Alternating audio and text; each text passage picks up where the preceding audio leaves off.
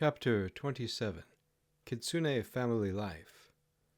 Although Todd and Vixie Reddington were married and had many kits together over the centuries, hardly any of them stayed in touch with them over the course of the past 200 years. And the place where most of them went was Sulsuda, and despite how much Todd and Vixie missed them, they figured it was for the best. After all, with what the Kitsune civilization was developing into, Todd and Vixie didn't want their kits anywhere near this Kitsune clan if it were to suddenly fall apart.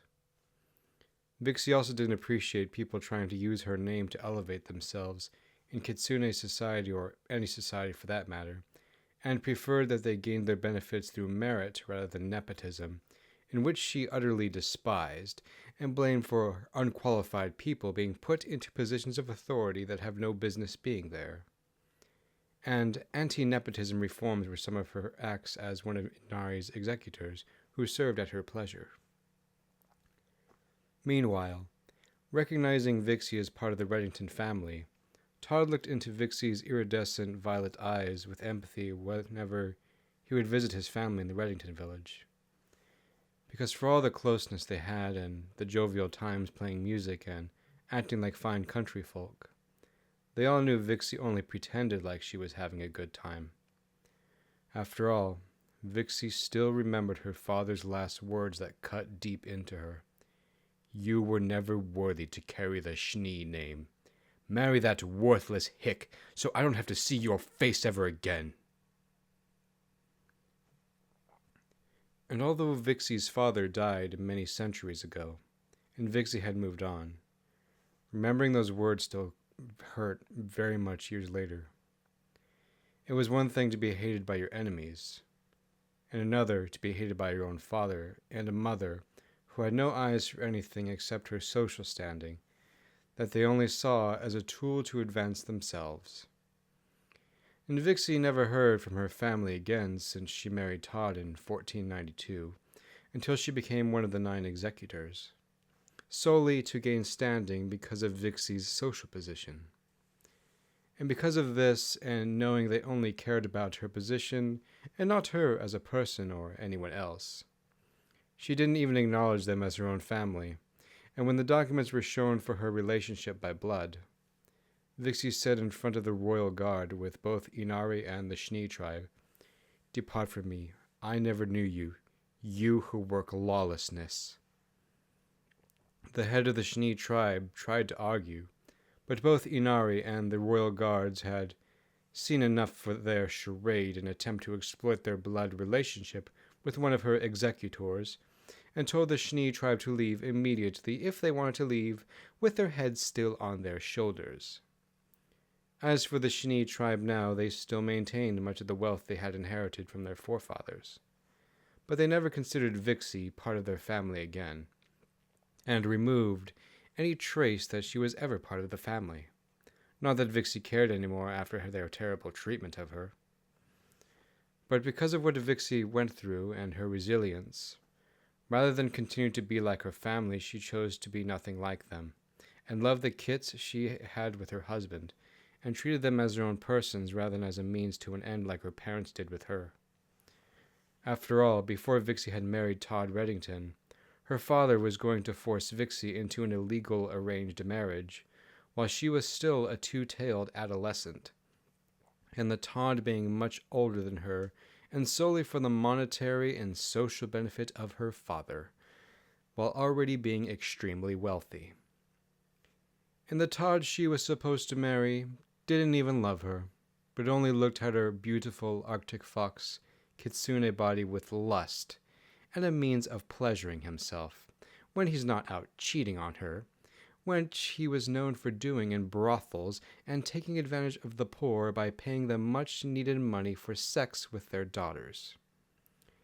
And knowing this, although Todd wasn't rich, he was a morally upstanding man, and someone who genuinely acted on his desire to do what is in the best interest of his wife and family. Todd also came from a pious family where men treated women with respect and as people rather than domestic property. And in the Reddington family, A vixen was just as dignified as a Todd, and to force anyone into an arranged marriage for some worldly gain was unthinkable.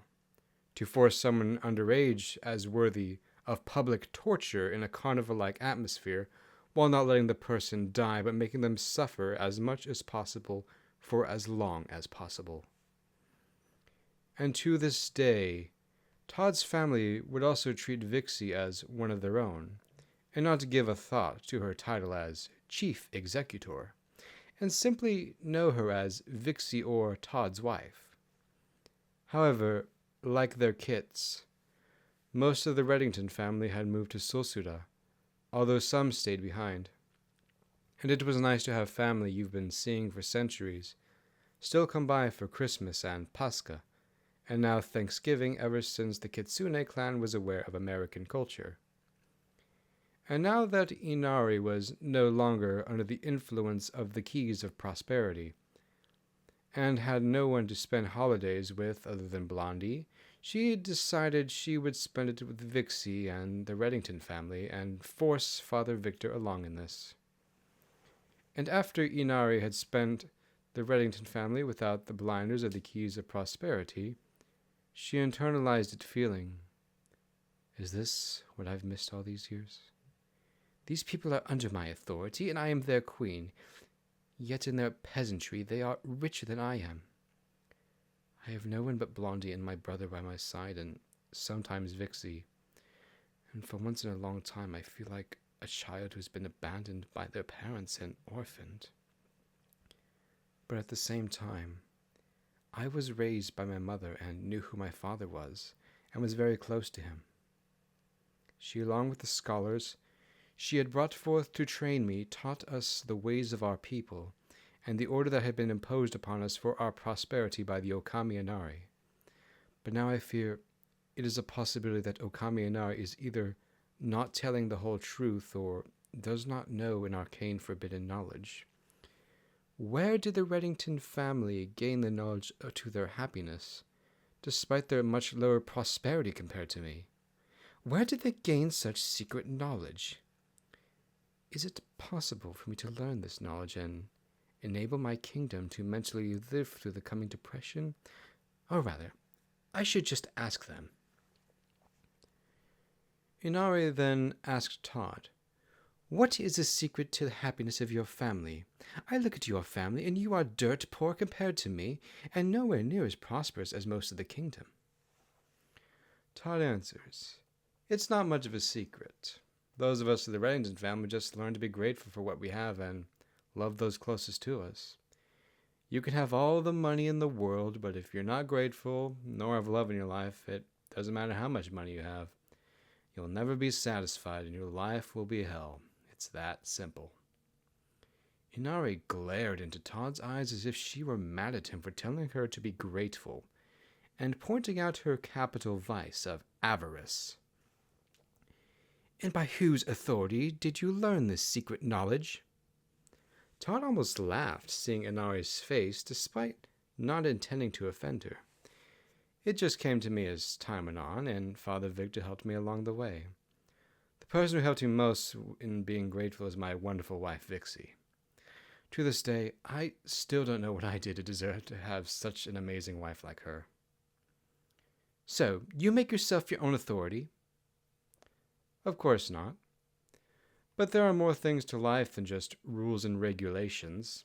Being grateful is something we all have to learn for ourselves and in our own way. And I can't just give you an easy one-size-fits-all method. I'm sorry, but if there's anything I'm grateful for, I'm grateful you talked Metropolitan Onesimus into making Father Victor into a priest.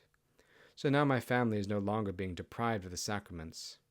Before Father Victor was a priest, my family could only attend the liturgy a few times a year, with our harvest and planting labor, and at the cost of having to travel to the Tanuki Republic, which is not friendly to Kitsunes." Inari crossed her arms and said, while huffing and looking like a himadere she was, "I only did that because the priests of your religion, if they're going to be in my country, should not be foreigners who have no respect for our culture and way of life. However, I will say that you Christians are much more tolerable than the other foreign religions that have shown their faces here. You aren't going around starting revolutions, lighting buildings on fire, or committing acts of terrorism, but have rather been good citizens that contribute to society. That is why you Christians are some of the only foreign religions I will tolerate within my kingdom. But I should warn you, other members of the aristocracy, such as the Schnee family on the Arctic Fox Island, are not as tolerant as me. So, for your kind's own safety, stay away from that island and practice your religion anywhere in my country except there. And what happens if I attend a liturgy on that island? That will be left to the Schnee family to decide, because apart from me as the Empress, they own that island and everyone on it. You'd be extremely lucky if you lived long enough for me to know about it.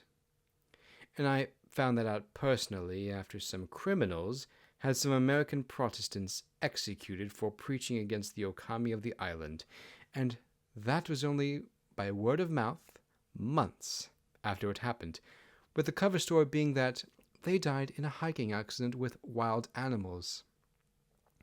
But we all know from the claw and teeth marks that these were Kitsunes that killed them. And then the American government was too busy waging war on the Valkyries and recovering from the Sosuran War to care or do anything about it fast enough, with the criminals getting away with it and never being discovered. And right now, we're keeping an eye on the Schnee family if they decide to do anything suspicious, because Vixie is temporarily taking over some of my responsibilities. And the Schnee family hates her with a burning passion. The Schnee family is like the Celanese classic 1964 science fiction dystopian novel, Scientism's Progress Come to Life. I wouldn't know because I'm not much of a reader. Neither am I. But when it comes to fiction, I think the classics everyone holds in high regard are worth a read at least once to know where they're coming from. But the reason I'm not much of a fiction reader is because I don't see the tangible, practical applications to many of the things that are written. And if you catch me reading anything, it's probably something practical like a dissertation on economics from a prestigious university, and written by someone with known expertise. For the most part, I don't have time to waste on theatrics, poetry, and the fine arts, with all my responsibilities. I only dress as fine as I do and live in luxury, because that is what people think their emperor should look like, and I enjoy it. And that is why it bothers me that someone as high-standing as your wife, Vixie, would live like everyone else and only wear her gorgeous silk robes for official public matters. Todd interjected, "Perhaps if you took the time to see how other people feel about it, you'd understand there's more to life than just clothes. Heck, when I talk to a lot of ordinary people in my tavern, more people are concerned with their own family life and personal matters and how they're treated, instead of following some outdated social custom. If anything, my wife is a lot more approachable and likable because she doesn't look and act like a monarch or snob, and much more like a civil servant. So long as you don't look and dress like trash or a whore and are reasonably pretty, most people don't care how you look. But they will absolutely care how they're treated and pay attention to what you do." Inari was subtly irritated by Todd's common speech and lax demeanor in subtly pointing out her vices to her face that she said, "And what do feelings matter when what is important is making decisions that make sense and maintaining the structures of society?" Todd laughed. "Says the Fox Queen who's getting emotional right now." Inari gritted her interlocking teeth while crinkling her muzzle. "Am not." "Whatever you say to yourself." "You're lucky you're a Ninetails. Otherwise, I would not have the patience for this nonsense." And Todd, being the socially savvy person he was, decided not to agitate Inari any further and just let her get over her little tantrum that she was pretending wasn't a tantrum. After all, there's no point in trying to reason with an angry person who's too angry to listen. Vixie then approached her husband and kissed him on the cheek and sat down and said, "Inari sure is easy to agitate." Todd said to his wife. She really is. But let's not talk about it while she's around. Besides, it's a good thing she's spending time with Blondie as if he were her own son, even though he's a wolf Inu. And to be honest, I really feel bad for her that she never got the chance to be a mother and got sucked into her way of life and doesn't realize she's just parroting what everyone around her thinks without thinking for herself. And please don't take this the wrong way, but she's physically very beautiful and can have any Todd she wants as the Empress, as well as she's for the most part got her life together. Yet she's secretly depressed.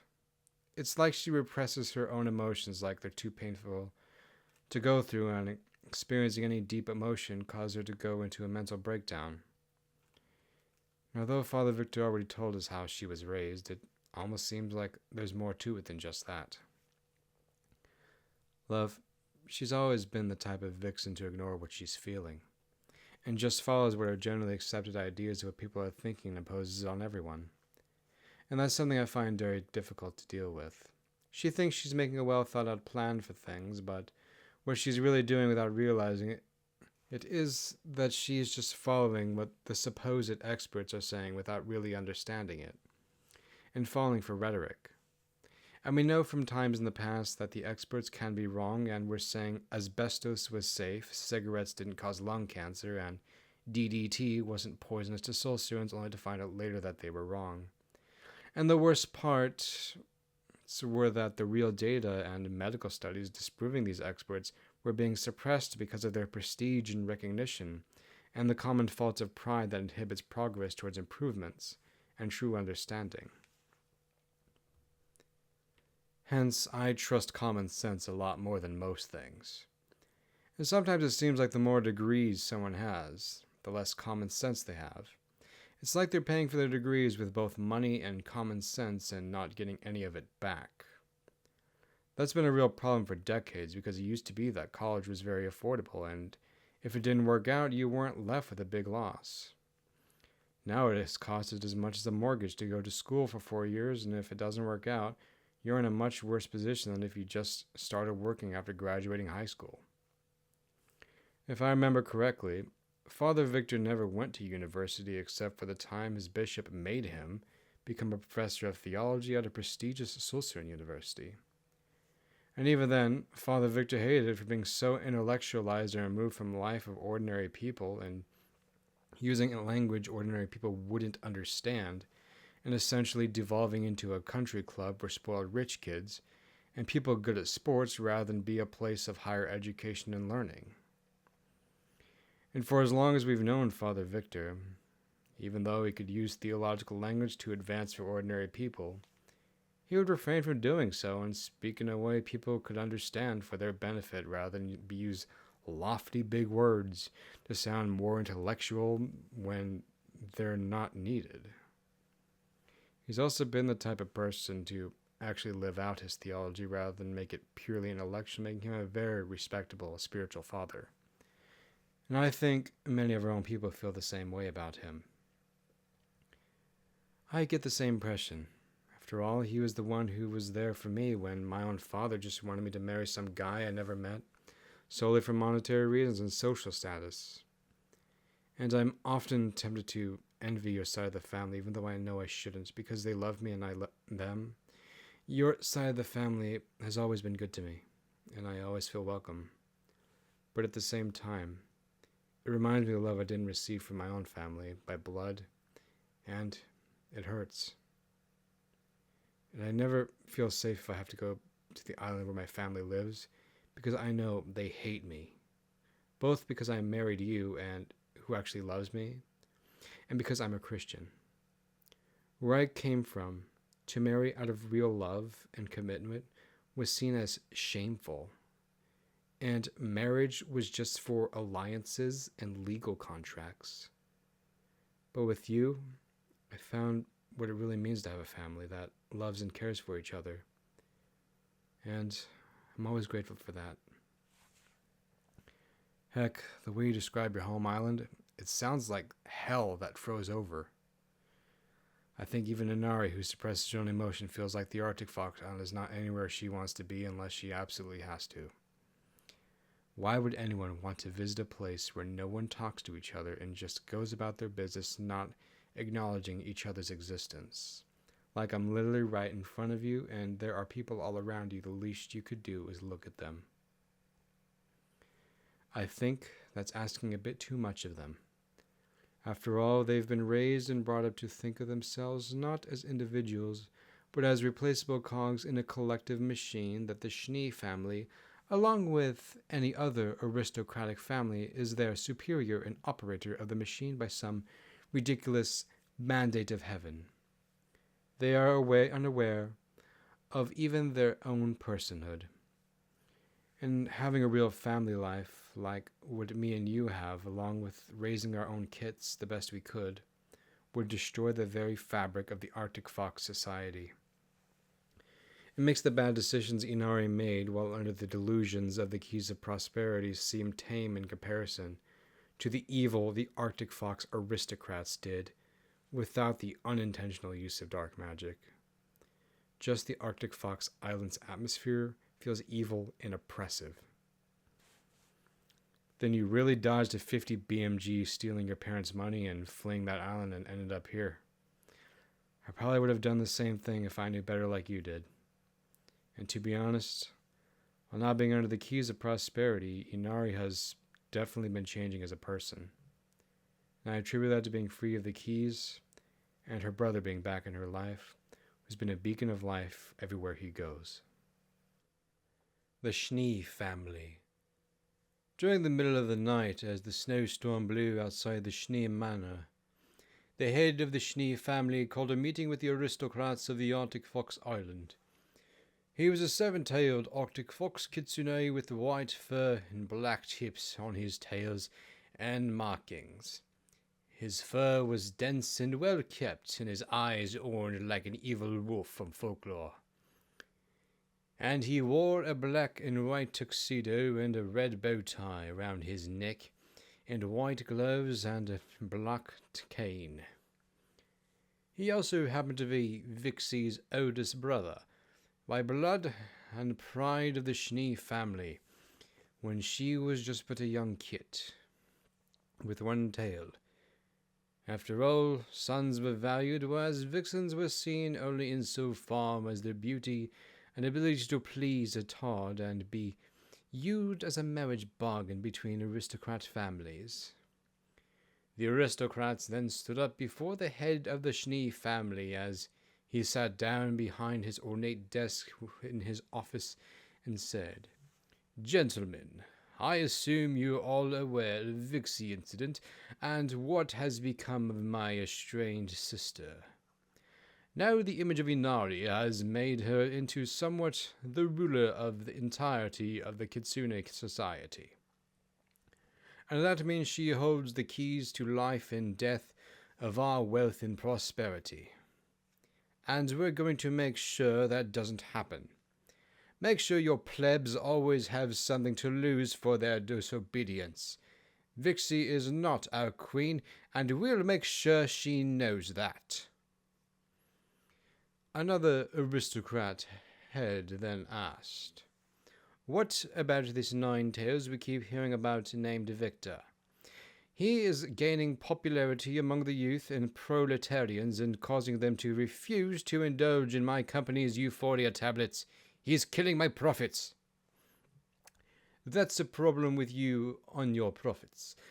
From the pharmaceutical industry. What is more concerning is this popularity among the lower castes who perform all the essential manual labor, and the fact that he's a Ninetales, not someone to be trifled with.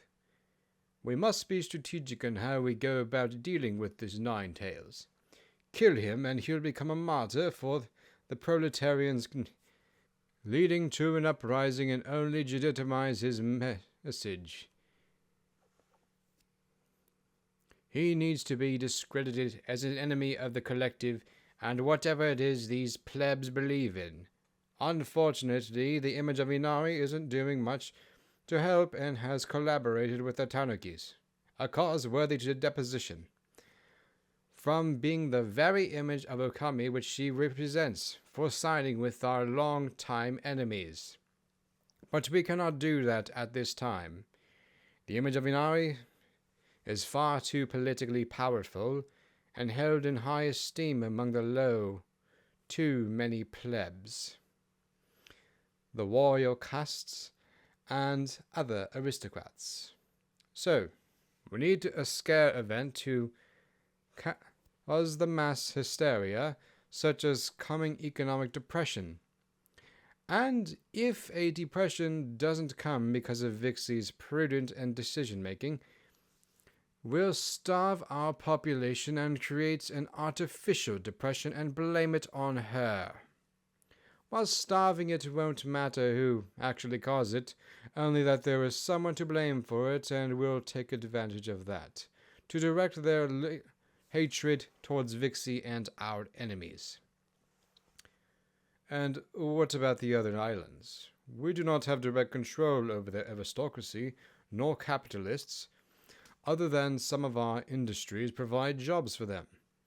And if the image of Inari gets wind of this plot, she will have us lined up against the wall and publicly tortured and executed for treason and economic terrorism. And we know neither the image of Inari nor Vixie negotiate with terrorists, which would leave us staring down the barrel of a gun. That's where blackmail comes in. She knows the keys of prosperity are no longer in our kingdom and has spent much time trying to find ways to destroy them, as my spies have told me. The very artifacts that allow us to access Okami and I to bring us prosperity. And if the public knows about this, the current image of Inai will become an enemy of the proletariat who see Okami and Ari as the reason for their quality of life. We also have blackmail against this Ninetails by his very solemn vows of poverty, chastity, and obedience to his overseer, which happens to be a high-ranking figure in Tanuki society. We can therefore easily portray him as an enemy of prosperity and treason, thus as if he were working for a foreign government to subvert our civilization. After all, the civil authorities will not be concerned with the matters of his religion nor his shrine, but they will be very concerned over the course of treason, which would be easy to fake with his relationship with his Tanuki overseer. But despite their conspiring, some of the aristocrats secretly recorded the meeting to be used as ammunition against their business competitors in a court of law. And even if they were able to pull off their conspiracy, many of the local governors had positive opinions about Father Victor and Vixie after interacting with them in person on the island that was home to the Red Fox Kitsunes. They had different reasons for this, and what stood out the most to them was their honorable character and genuine care for the people around them. Vixie towards the citizens of her jurisdiction, and Father Victor towards his flock and whoever else was around him. With Vixie being prudent and taking into account many perspectives in order to make informed, good decisions, her decision-making as chief executor helped the economies of the local governors, making them look good in the process, and local governors appreciated Father Victor's flock and youthful fans cleaning up their cities and towns of their involvement in the improvement of quality of life and revitalizing communities while also making the local governors look good. And then they did this all without seeking any recognition for their actions, which baffled many, but proved to them that what they were doing was from a pure heart without ulterior motives. Did you know this? A John Chrysostom-type figure. While learning the lives of Christian saints, I have come to notice Father Victor does share some similar traits to a real person known as Saint John Chrysostom. Some similarities are as follows. Both were very much loved by ordinary people, but loathed by the aristocracy for their preaching against avarice and exploitation. Both their personal enemies were corrupt members of the aristocracy who exploited the poor.